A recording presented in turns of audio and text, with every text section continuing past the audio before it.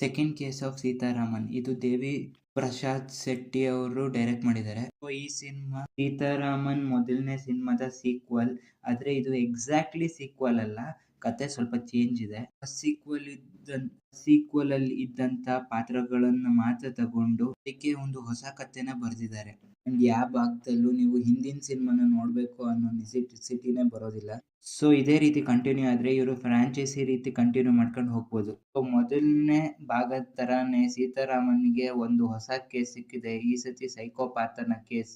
So ಈ ಸತಿ ಏನ್ ನಡೀತಿದೆ, ಯಾರು ಇದನ್ನ ಕೊಲೆಗಳನ್ನೆಲ್ಲ ಮಾಡ್ತಿದ್ದು, ಸಿನಿಮಾ ಹೇಗಿದೆ ಅನ್ನೋದನ್ನೆಲ್ಲ ನೀವು ಸಿನಿಮಾ ನೋಡೇ ತಿಳ್ಕೊಬೇಕು. ಮೊದಲನೇದಾಗಿ ಇದರ ಪಾಸಿಟಿವ್ಸ್ ಕಡೆ ಬರೋದಾದ್ರೆ ಅದು ಇದರ ಕತೆ ಮತ್ತೆ ಇದರ ಸ್ಕ್ರೀನ್ ರೈಟಿಂಗ್ ಅಂತ ಹೇಳ್ತೀನಿ. ಈ ಥ್ರಿಲ್ಲರ್ ಸಿನಿಮಾಗಳಲ್ಲಿ ಯಾವಾಗ್ಲೂ ಕತೆ ನಮಗೆ ಕನೆಕ್ಟ್ ಆಗ್ತಾ ಇರಬಾರ್ದು, ಆದ್ರೆ ಅದನ್ನ ಹುಡ್ಕೋಕೆ ಸಾಧ್ಯ ಆಗ್ಬಾರ್ದು. ಅಂದ್ರೆ ಥ್ರಿಲ್ಲರ್ ಸಿನಿಮಾಗಳಲ್ಲಿ ಕತೆ ನಮ್ಮನ್ನ ಹಿಡ್ದಿಡ್ಕೋಬೇಕು. ಇವನ್ ವಿಲನ್ನ ಅಂತ ಎಲ್ಲಾರ ಮೇಲೂ ಡೌಟ್ ಪಡೋ ಹಾಗೆ ಕತೆ ಮುಂದುವರಿಬೇಕು. ಹಾಗಿದ್ರೆ ಮಾತ್ರ ಥ್ರಿಲ್ಲರ್ ಸಿನಿಮಾ ನೋಡೋಕೆ ಮಜಾ ಸಿಗುತ್ತೆ. ಆ ರೀತಿ ಫೀಲಿಂಗ್ ನ ತರಿಸೋದಕ್ಕೆ ಈ ಸಿನಿಮಾ ಪ್ರಯತ್ನ ಪಟ್ಟು ಇಲ್ಲಿ ಗೆದ್ದಿದೆ ಅಂತಾನೆ ಹೇಳ್ಬೋದು. ಸಿನಿಮಾದಲ್ಲಿ ಸ್ಟೋರಿ ಟೆಲ್ಲಿಂಗ್ ಮತ್ತೆ ಸ್ಕ್ರೀನ್ ಪ್ಲೇ ಕೂಡ ಎಲ್ಲಾನು ಅಚ್ಚುಕಟ್ಟಾಗಿ ಕಂಪ್ಲೀಟ್ ಮಾಡಕ್ಕೆ ನೋಡಿದ್ದಾರೆ. ಸಿನಿಮಾ ಮುಗಿತಾ ಎಲ್ಲದಕ್ಕೂ ಕ್ಲೋಸರ್ ಕೊಡ್ತಾ ಹೋಗ್ತಾರೆ, ಎಲ್ಲದಕ್ಕೂ ಒಂದು ರೀಸನ್ ಕೊಡ್ತಾ ಹೋಗ್ತಾರೆ. ಸೊ ಸಿನಿಮಾ ಮುಗಿತಾ ಆಡಿಯನ್ಸ್ ಗೆ ಸ್ಯಾಟಿಸ್ಫೈ ಮಾಡ್ತಾ ಈ ಸಿನಿಮಾ ಎಂಡ್ ಆಗುತ್ತೆ.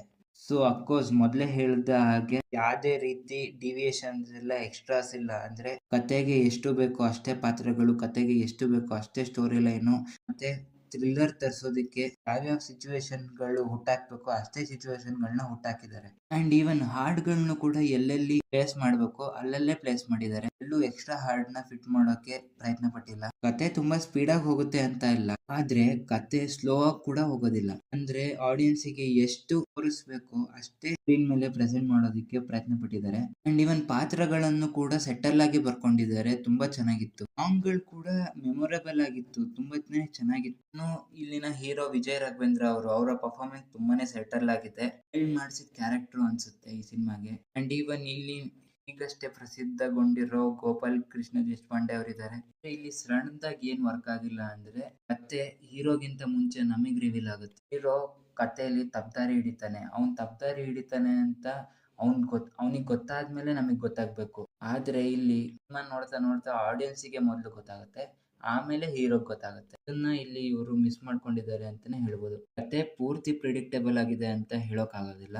ಕತೆನ ನೀವು 10% ಆದ್ರೂ ಹೀರೋಗಿಂತ ಮೊದಲೇನೆ ಪ್ರಿಡಿಕ್ಟ್ ಮಾಡ್ತೀರಾ. ಕತೆ ರಿವೀಲ್ ಆಯ್ತು, ನಮಗೆ ಅವನ್ಗಿಂತ ಹೀರೋಗಿಂತ ಮುಂಚೆ ಗೊತ್ತಾಯ್ತು ಅನ್ಕೊಂಡ ಅಷ್ಟರಲ್ಲೇ ಟ್ವಿಸ್ಟ್ ಮೇಲೆ ಟ್ವಿಸ್ಟ್ ಬಂದು ನಮಗೆ ಇನ್ನೂ ಕನ್ಫ್ಯೂಷನ್ ಆಗುತ್ತೆ. ಕತೆ ಮುಂದೆ ಹೋಗ್ತಾ ಕೊನೆಗೆ ಮಾತ್ರ ಥ್ರಿಲ್ಲರ್ ಮೂವಿ ತರ ಕತೆಗೆ ಒಂದು ಕ್ಲೋಸರ್ ಕೊಟ್ಟು ಆ ಕತೆ ಸೀಕ್ವೆನ್ಸ್ ಗಳನ್ನ ಅಥವಾ ಸಸ್ಪೆನ್ಸ್ ನ ಕೊನೆಗೆ ರಿವೀಲ್ ಮಾಡೋ ಹಾಗೆ ಮಾಡ್ತಾರೆ. ಸಿನಿಮಾ ಹೇಗಿತ್ತು ಅಂತ ಕೇಳೋದಾದ್ರೆ ಇದು ಒಂದು ಗುಡ್ ವಾಚ್ ಅಂತ ಹೇಳ್ತೀನಿ. ಚೆನ್ನಾಗಿದೆ, ಇದನ್ನ ಹೋಗಿ ನೋಡ್ಬೋದು. ಅಂಡ್ ಈವನ್ ಥ್ರಿಲ್ಲರ್ ಮೂವಿಗಳನ್ನ, ಸಸ್ಪೆನ್ಸ್ ಮೂವಿಗಳನ್ನ ಹೆಚ್ಚಾಗಿ ನೋಡೋರು ಈ ಮೂವಿನ ಖಂಡಿತ ಹೋಗಿ ನೋಡ್ಬೋದು ಅಂತ ಹೇಳ್ತೀನಿ. ಸೊ ನಾನ್ ಸಿಗ್ತೀನಿ ಮುಂದಿನ ವಿಡಿಯೋದಲ್ಲಿ. ಅಲ್ಲಿ ತನಕ keep watching and please subscribe to my channel.